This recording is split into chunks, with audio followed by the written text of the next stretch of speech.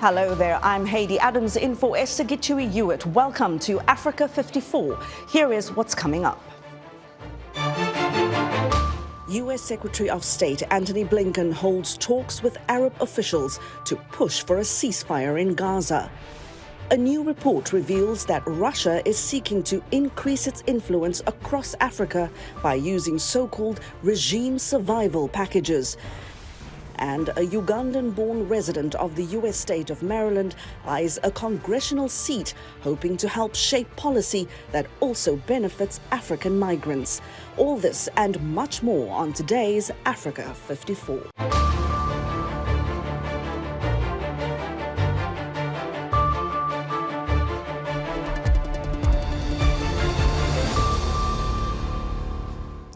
U.S. Secretary of State Antony Blinken is in Cairo for talks with Arab officials aimed at reaching a ceasefire in the Israel-Hamas war in Gaza.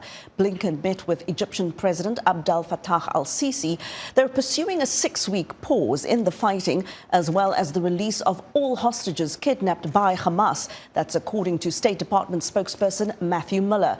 Blinken visited Saudi Arabia on Wednesday as part of his latest Middle East tour. The Egyptian Foreign Ministry says he's also expected to meet foreign ministers from Saudi Arabia, Qatar and Jordan, as well as the Emirati International Cooperation Minister and the General Secretary of the Palestine Liberation Organization's Executive Committee. As Russia seeks to increase its influence across Africa, President Vladimir Putin is using the private mercenary group Wagner for so-called regime survival packages. VOA's Anthony Lebruto spoke to Alexander Daniluk, the former head of the Ukrainian National Security and Defense Council, to find out more about how Russia is seeking to undermine democracies across the African continent. Russia is not loyal to its clients. And in this regard, what's going on in Sudan right now, it's an example as well, for sure, and also it's very typical Russian, approach for the colonialism, because first step is to establish contacts with some local leaders, and after that to find some other guys, in that country who would be more keen, to cooperate on Russian front, right? So this is actually the way of how Russia literally reduces significantly even autonomy and sovereignty of that not very democratic regimes. So it's not just against people of that countries, but pretty often against, that authoritarian leader. Is the whole purpose of them, I guess, with the regime survival package just to destabilize, or is it more of an appeasement, I guess, to a dictator, or is it simply just to counter, a democratic regime coming up, or a pro-Western regime?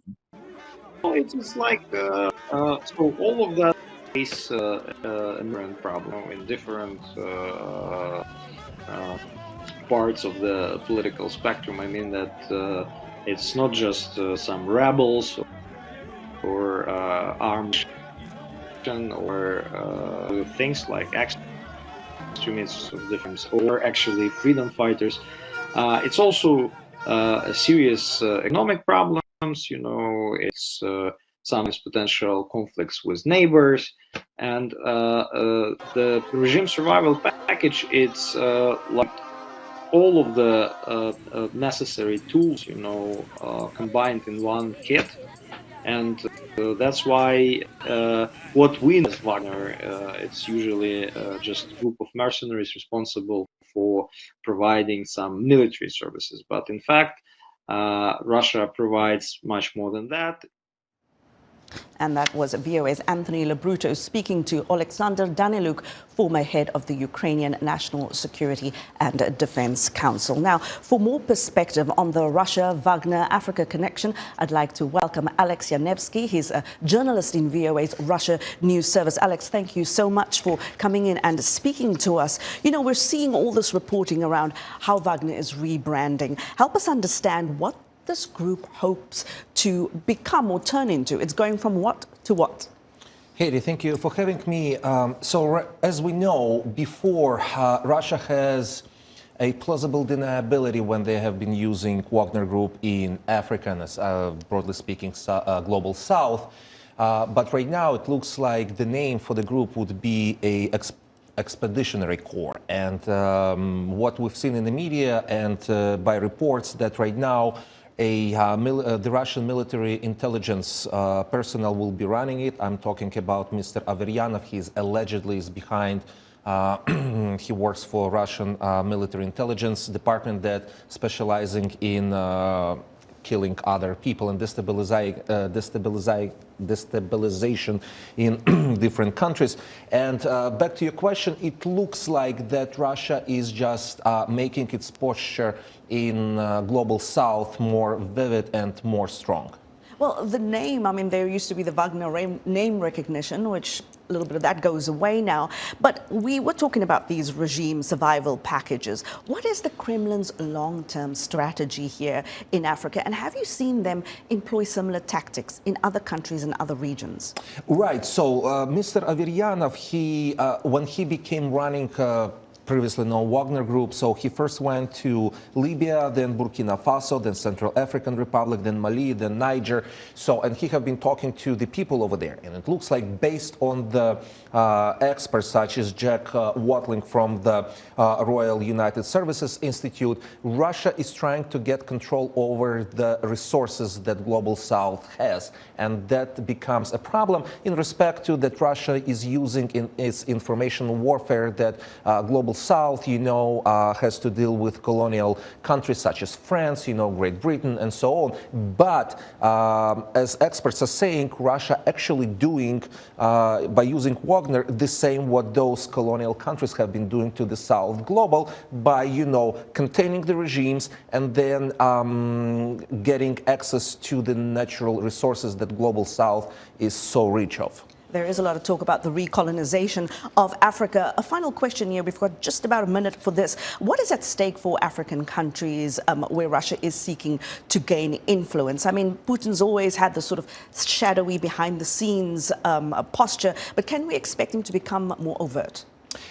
It looks like, based on what we've seen in the media reports, based on what experts are saying, is that Russia is trying to fight West somewhere else and not only in Ukraine, because we know that, for example, France is so desperate in need in uranium that it's get from the Global South, specifically from Mali and from Niger. So that would become a problem for France if Russia would get access to those and control of those resources. And again, it's a global chessmate, and global powers are playing, unfortunately, using countries in South, in Global South and so on.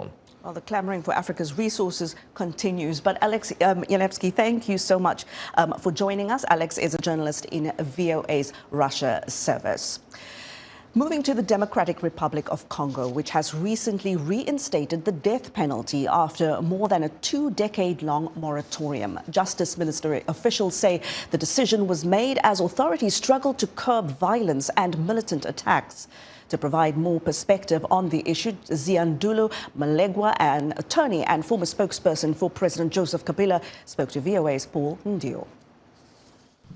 Unfortunately, there is no good news coming out of Congo right now.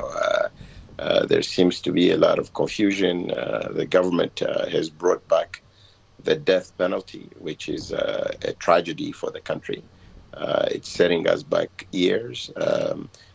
President Kabila abolished the death penalty in 2003, but the new government has decided to bring back the death penalty.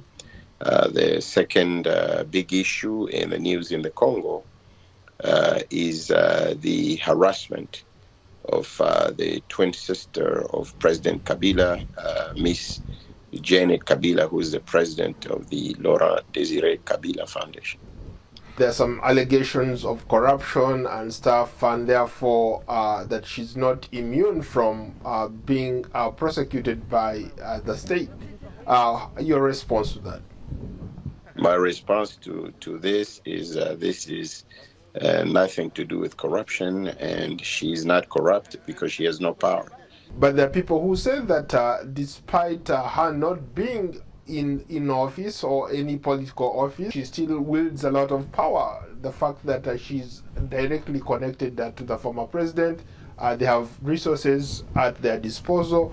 They have also they're also trying to do things that maybe the current government doesn't like. That's why they're coming after them. With the current government right now, there is harassment of the population. They are arresting everybody that they suspect of being in collusion with the M23.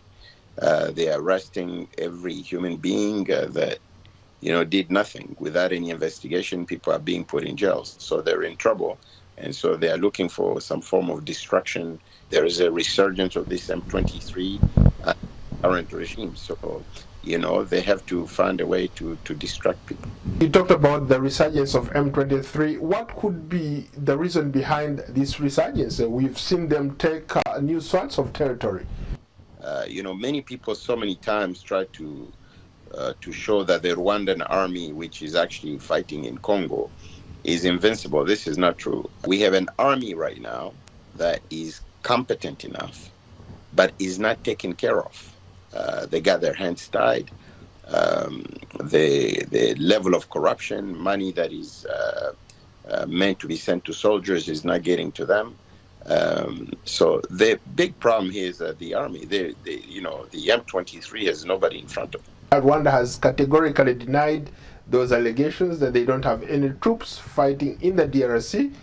And maybe perhaps you should look inward and talk about how the soldiers there really don't have much to look up to. They are not taken care of by the state. Rwanda can deny all they want, but we have reports from the UN experts and independent sources to show that Rwanda is very busy fighting in the Democratic Republic of Congo. And it's a tragedy to see today what is happening in the Congo. There's more than 500,000 people right now displaced only near the city of Goma. So that's a tragedy, and that should be a priority for this government. And that was Yundula Mulegwa, spokesperson for former DRC President Joseph Kabila. In Nigeria, it's been a battle to close the gap between the supply and demand for low-cost housing. Construction from both the government and the private sector has been insufficient. Gibsa Emeka has more for us from Abuja. Charles Oguchukwu, a videographer and cloth merchant in Abuja, Nigeria's capital, has been trying to rent a home since last August. He had $1,000 for a small apartment in the city center, but rents have nearly doubled in the past 5 months. Oguchukwu now lives with a friend. It's not even easy to up the budget as it stands now in the country. If the place is motorable, the price is high. Like sometimes we are 6. Affordable home shouldn't be something that someone must be a millionaire. The housing shortage in Nigeria has worsened over 3 decades. Nigerian news media in recent months have reported an estimated gap of 22 million to 28 million units. Olumide Fandina's company, Talana Homes, sells affordable land with basic infrastructure available for low-income earners. If lands are made available, infrastructures are provided, low-income earners, Nigerians can start to have properties. Once you have a land, it's always easy to build a house. However, inflation, government policies, and other bottlenecks makes it hard to do so. Government also needs to look at titleship of land acquisition. It's pretty much more difficult to even acquire land as a developer.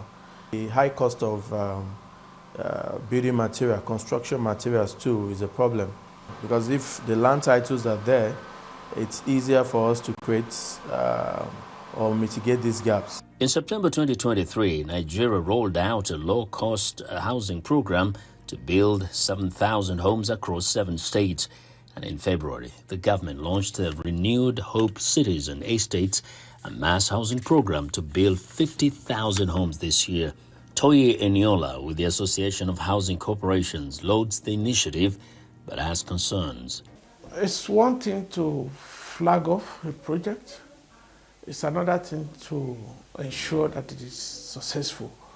We want to believe that it won't go the way of other policies in the past work out. But my concern is that some of the old projects, the old housing projects, it's like they were abandoned, and we have so many of such projects that have been abandoned. To end the shortage, 1 million houses need to be built every year for the next 2 decades. The Association of Housing Corporations says fewer than 100,000 homes are built annually now. And one of the major challenges is housing finance that is not readily available, lack of housing database, lack of workable mortgage.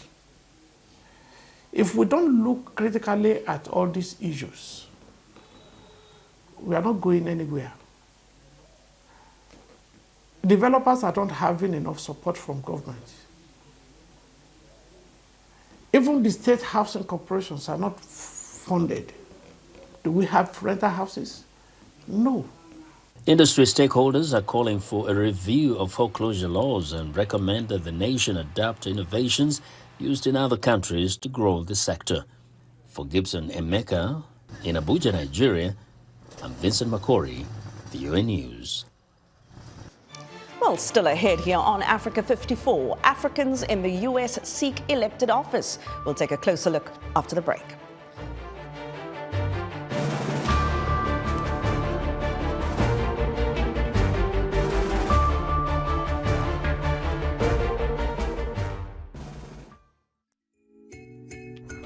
It is said that firstborn daughters face pressures and often seen as the third parent to their younger siblings. On this week's episode of Our Voices, we hear testimonies as well as experts' take on how firstborn daughters handle the responsibilities of being a caretaker and a house helper in a family, even from a very young age. Join the conversation each week right here on Our Voices.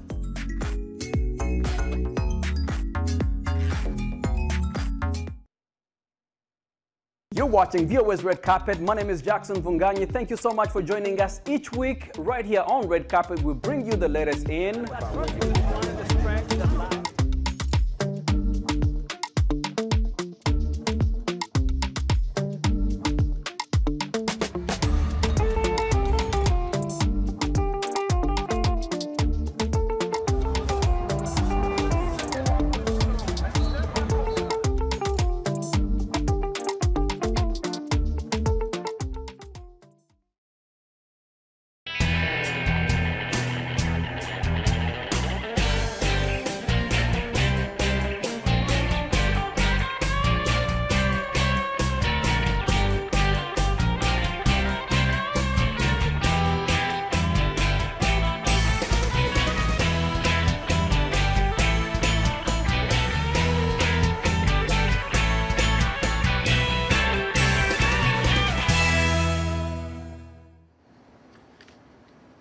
Let's take a look at other news from across the continent. Ghana's Speaker of Parliament says President Nana Akufo-Addo's refusal to sign into law an anti-LGBTQ bill is unconstitutional and that Parliament will stop approving new ministerial appointments. Ghana's anti-LGBTQ legislation has been on hold since the president's office said it would wait for the outcome of 2 legal challenges before the law goes to Akufo-Addo for approval. Moving to East Africa, where Kenyan doctors are escalating their work stoppage and are no longer providing emergency services at public hospitals as their national strike enters its 2nd week. Thousands of doctors have stayed away from hospitals since last Thursday over poor pay and working conditions, despite a court order calling for talks between the doctors and the health ministry. And South Africa is confronting an unprecedented collapse of its water system, and millions of people are being affected. Thousands are lining up for water in the nation's largest city, Johannesburg. While hot weather has shrunk reservoirs, crumbling infrastructure after decades of neglect is also largely to blame. U.S. voters are being warned about misinformation and disinformation efforts by foreign actors aiming to disrupt the November presidential election. VOA's Veronica Balderas Iglesias spoke with several Americans about how they perceive the so-called influence operations threat and what the government and non-profits are doing to help them fend it off. U.S. intelligence officials are working around the clock to protect the November 2024 presidential election from malign foreign interference. But attempts to disrupt it using misinformation and disinformation are already taking place, analysts say. To really try to increase polarization to undermine confidence in U.S. democratic institutions. And that can take the form of just social media posts really challenging whether democracy works. For example, if a foreign actor feels a certain candidate is not beneficial towards their geopolitical goals, we're seeing activity there to basically undermine those candidates. Emerging technologies can help bad actors spread lies easier and faster, warned the chair of the Senate Intelligence Committee, Democratic Senator Mark Warner, during a recent congressional hearing. We have the whole new advent of artificial intelligence.